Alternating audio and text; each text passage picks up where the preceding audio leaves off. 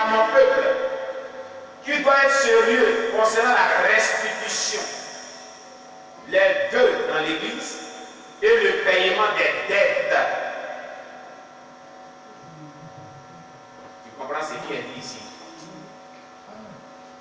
Si tu as dérobé, donc tu as volé des choses, ou bien tu as prêté quelque chose qui avait toi, tu n'as pas encore rendu, il faut restituer à son propriétaire. Mets pause à ta vie, fouille dans ta vie. Qu'est-ce que tu as à ta possession qui n'est pas pour toi? Que soit tu as prêté, ou soit vraiment tu as volé. C'est deux cas. Hein? Ou bien quelqu'un a oublié chez toi. C'est trois cas. Soit quelqu'un a oublié ça chez toi, tu sais à qui ça appartient. Soit tu as volé cela, c'est avec toi. Soit tu as prêté, mais tu n'as pas pu donner, que la personne a oublié. Et ça fait des mois, mais des années, c'est avec toi, tu utilises.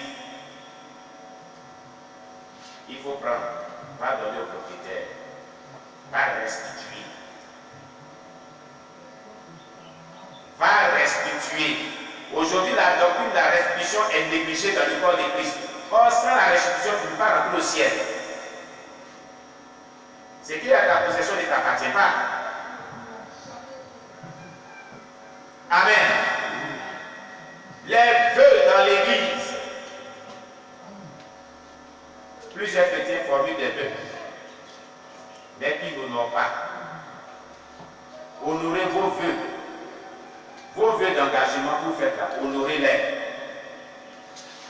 Quand un vœu n'est pas honoré, n'est pas respecté, c'est une malédiction.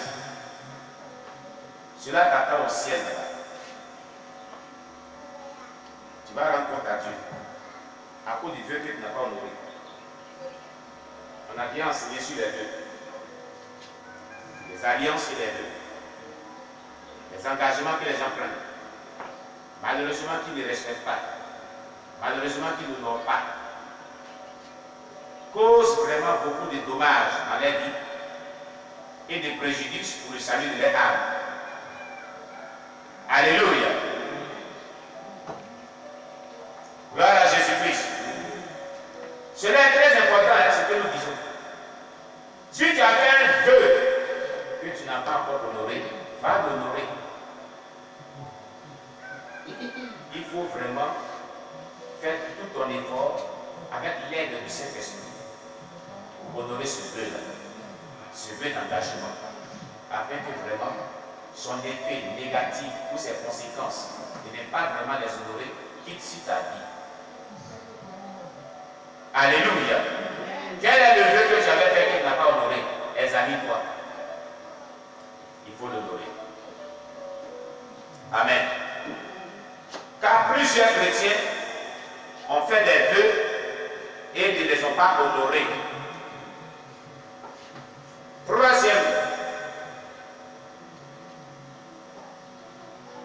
Troisième élément dont il a parlé, le paiement de leurs dettes. Aucun endetté rentrera au ciel. Les dettes que tu n'as pas encore payées, c'est que tu dois, que tu n'as pas encore payé. Va payer. Va payer tes dettes. Tu dois à qui? À qui tu dois de l'argent? Va le trouver et présente l'esprit pour le temps que cela a mis et dis voici ton argent. Si tu n'as pas pour le moment les moyens, il faut aller t'excuser auprès de lui pour dire ça a mis beaucoup de temps, donne-moi encore du temps. Vraiment, je t'en supplie. J'ai plus que Dieu me donne les moyens. Je vais vraiment restituer ce que je dois. Dans le témoin de Victoria Naïdé, de la Namibie, une Namibienne, un jour on va le voir. Au ciel, le Seigneur lui a dit, le Seigneur lui a montré faire visiter l'enfer du ciel. Le Seigneur lui a dit, regarde, en enfer, regarde cette femme, regarde cette personne, cette catégorie de personnes. Ils sont ici à cause des dettes non payées. S'ils m'avaient prié, ils me demandaient de leur donner les moyens pour restituer les dettes. J'allais leur donner les moyens, mais ils n'ont pas prié. Ils ont refusé de me prier. Ils ont refusé de me demander de l'aide, de pouvoir ces moyens pour que je restitue les dettes. Et qu'ils puissent restituer les dettes. Quand tu as une dette, comme Dieu veut qu'on restitue les dettes, crie à lui. Dis-lui, toi, tu veux qu'on restitue les dettes. Donne-moi les moyens pour qu'il restitue ma dette. Il va te donner les moyens. Et tu vas restituer. Parce que lui-même, sa volonté, c'est qu'il te restitue. C'est ce qui est juste devant lui. Donc, il pourra au moyen pour qu'il te restitue tes dettes. Alléluia. Oui, il va le faire. Il va le faire. Donc, Christ il va dire, il dit, puis Jésus-Christ me dit, mon fils, dis à mon peuple qu'ils doivent être sérieux concernant la restitution, les vœux dans l'église et le paiement de leurs dettes. La raison est que les anges dont je t'ai parlé, qu'ils ont quitté le ciel pour venir dans le monde, quand je t'avais donné le message pour mes élus, étaient arrivés dans le monde le 18 novembre 2013.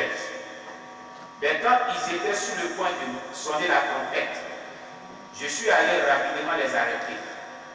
Et j'ai retourné auprès de mon père pour lui présenter mon sang et demander d'accorder plus de temps, parce que ceux qui sont prêts sont peu nombreux.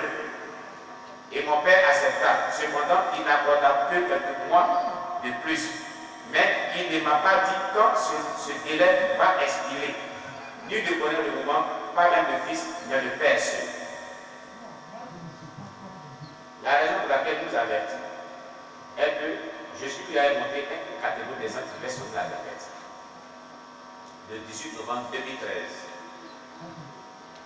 Et quand ils étaient sur le point de sonner la trompette, Jésus allait rapidement pour présenter son sang devant son Père pour lui dire, ceux qui doivent être sauvés là sont très peu. Et l'église n'est pas encore prête. Donne-moi encore un peu de temps. Et le Seigneur, en plaidant pour nous, la trompette n'a pas été encore sonnée. Depuis cette date jusqu'au jour. Il faut bien sourire. Mais Dieu veut qu'on change. Amen. Alléluia. Vous voyez, on a vu le témoignage d'un monsieur. Il ne vit plus. Sa femme priait beaucoup. Et sa femme, lui, il est chrétien, mais il ne prie pas beaucoup. Et puis souvent, il prie pas sa femme. Donc souvent, sa femme prie la nuit. Quand il dort, il souvent prie. Et il la voit toujours prier, à genoux, prier. Et un jour, il se lève. Les hommes voient sa femme prier, il ne la voit pas. Jusqu'au matin, il n'a pas vu sa femme. Il était troublé. Il dit peut-être que la trompette a sonné, ma femme est partie. Et je suis resté. Il court. Il est dans l'autre pièce, sa femme n'est pas là. Il est dans l'autre chambre, sa femme n'est pas là. La trompette a sonné, je suis resté. Il était troublé. Il dit, regardez, les enfants sont là. Il remit les enfants, et vos mamans, et vos mamans. Les enfants aussi, les gars, maman n'est pas là. Ah, maman est partie, hein? Alléluia. Oh, la maman était quelque part. Amen. Elle était son mari, elle dit, je suis là. La trompette n'a pas encore sonné. Alléluia. Mais cet homme ne vit plus. Il est décédé. Amen. Un homme très gentil. Selon le témoignage qu'il a reçu de lui. Il aimait vraiment l'homme. Il était très libéral. Vous voyez? Donc, la trompette peut sonner d'un moment à l'autre. Mettons de l'ordre dans notre vie. Alléluia. Et Dieu nous vient dans l'aide. Il dit, je m'étais préparé, c'est-à-dire habillé, et je suis prêt à venir, déclare Jésus-Christ. Aussitôt que les mois prendront fin, et que mon Père me demandera d'aller, j'irai ramener mon peuple à la maison. Amen. Mais nul ne connaît le jour, ni la date, ni l'heure, ni le mois. Seul le Père. Amen. Mais ma douleur est que l'effectif de ceux qui sont prêts pour moi maintenant est très petit. Voilà la douleur du Seigneur. Ceux qui sont prêts pour moi. Quand la proclamation, ceux qui sont prêts. l'effectif de ceux qui sont enlevés là, sont très peu de personnes. Ils ne seront pas beaucoup. Vous voyez comment on est nombreux chrétiens dans le monde entier. Jésus dit ceux qui seront enlevés là sont très peu. L'effectif est très peu. Ils ne sont pas nombreux. Hein? Ceux qui sont enlevés pour aller au ciel à Jésus-Christ, ils ne sont pas nombreux. Et c'est ce qui fait sa douleur. Et c'est ce qui fait qu'il tarde encore. Il veut que l'effectif s'augmente. Et depuis ces siècles-là, c'est très peu. Mais il ne tardera plus. Parce qu'il a assez attendu. Amen. Quand on veut, on ne veut pas. Ça va arriver bientôt. D'un moment à l'autre. Donc chaque personne s'apprête. Amen. C'est un petit nombre qu'il va y ajouter pour qu'il atteigne 600 personnes peut-être. Mais malgré tout ceci, plus les jours passent, plus l'effectif diminue encore. Vous voyez? Vraiment, nous devons sérieusement nous lever tous pour évangéliser et gagner des âmes. Après l'inspiration des voix que mon Père m'a accordées, je ne tarderai point, mais je viendrai promptement pour récompenser chacun selon son œuvre. Apocalypse 22, verset 12. On va lire Apocalypse chapitre 22, verset 12. Apocalypse chapitre 22, verset 12.